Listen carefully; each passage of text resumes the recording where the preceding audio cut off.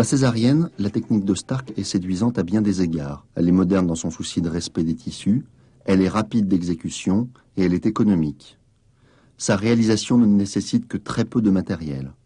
L'utilisation de l'écarteur est facultative et nous n'avons besoin que d'un seul fil.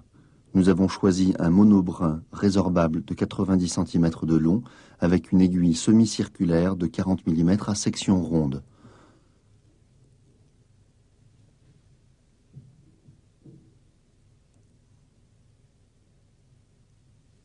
Le tracé de l'incision est classique. Stark l'a décrit 4 cm au-dessus de la symphyse pubienne. Nous préférons une incision plus esthétique, un demi-centimètre sous le pli abdominal.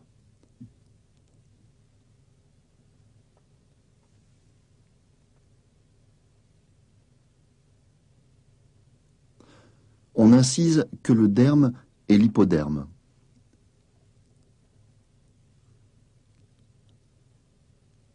La graisse sous-cutanée n'est incisée que sur la ligne médiane, 2 cm de part et d'autre.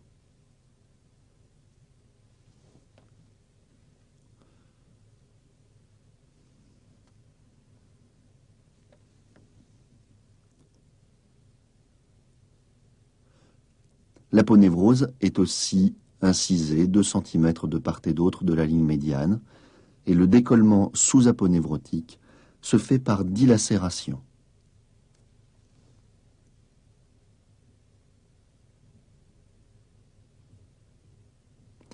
Deux doigts sont introduits sous l'aponévrose et par traction dans le sens crânio-caudal, on soulève sans difficulté l'aponévrose du plan des grands droits. L'hémostase est ainsi naturelle. Les grands droits sont ensuite écartés et on profitera de la tension réalisée sur le péritoine pour le disséquer au doigt et y constituer une fenêtre.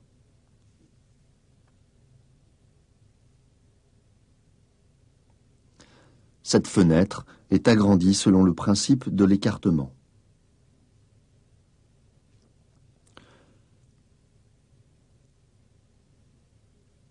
Comme vous pourrez le voir, il n'est pas toujours nécessaire de mettre en place des écarteurs.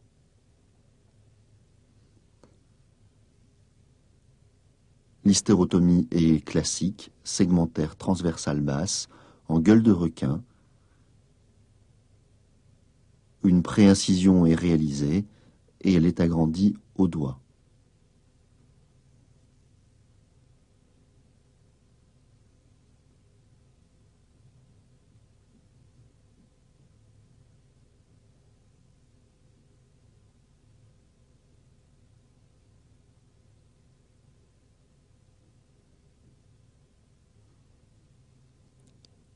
L'extraction se fait sans difficulté particulière.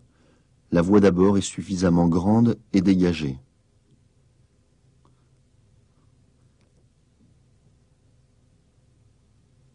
Il s'agit d'un beau garçon de 3600 grammes.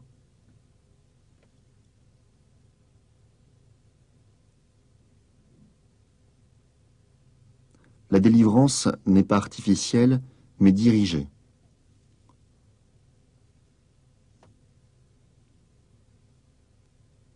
Après contrôle de l'hémostase, on introduit une main dans la cavité abdominale et par massage, on expulse le placenta dont l'extraction sera aidée par une traction douce sur le cordon.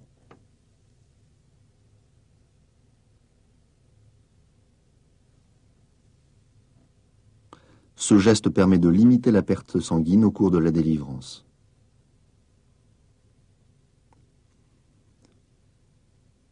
Pour faciliter la suture de l'utérus, on peut en faire l'extériorisation. Ce geste se fait sans difficulté et favorise l'hémostase.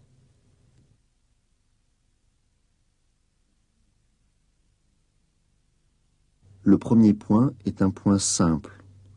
Il faut éviter les points en X qui ont montré qu'ils étaient plus nécrosants. L'utilisation d'une grande aiguille de 40 mm permet de prendre les deux berges de l'utérus en un seul passage.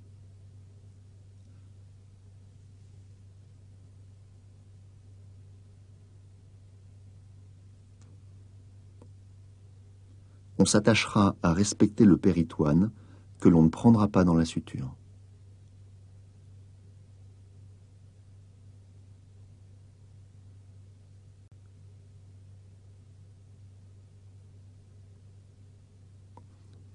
Pour terminer le surjet, on peut utiliser le nœud de couturière, connu sous le nom de nœud de chaînette, et dans le milieu chirurgical, connu sous le nom de nœud d'Ipoustéguy.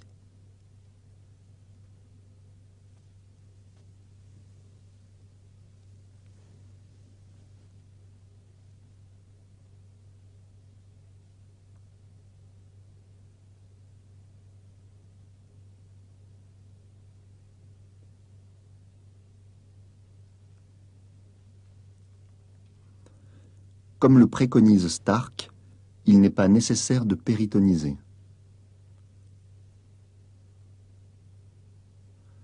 La réintégration de l'utérus dans la cavité abdominale se fait sans difficulté.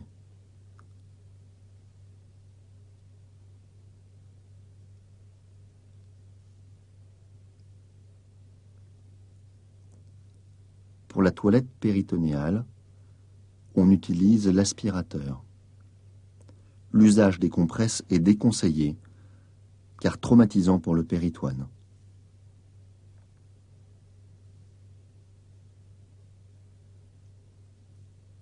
Le péritoine pariétal est laissé libre. Il n'est pas nécessaire de le suturer.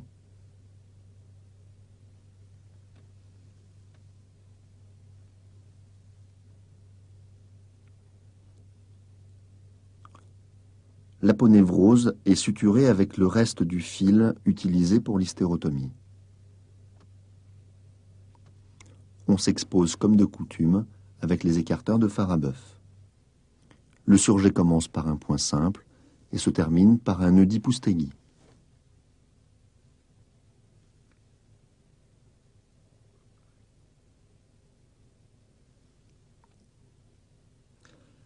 Il faut respecter l'aponévrose en évitant d'avoir des prises trop épaisses et en épargnant le tissu graisseux qui y est accolé.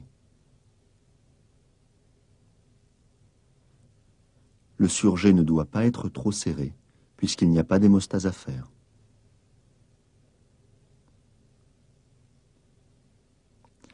Il n'est pas nécessaire de mettre de points sous-cutanés, mais on fait une toilette abondante avec du sérum physiologique simple.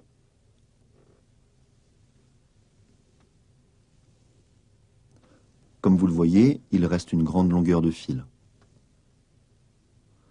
Pour la fermeture cutanée, on peut utiliser des agrafes. Il est rarement nécessaire d'en mettre plus de 6 ou 7.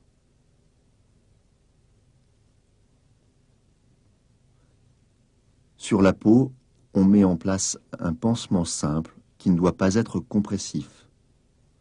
Il est là dans le seul but de protéger les draps.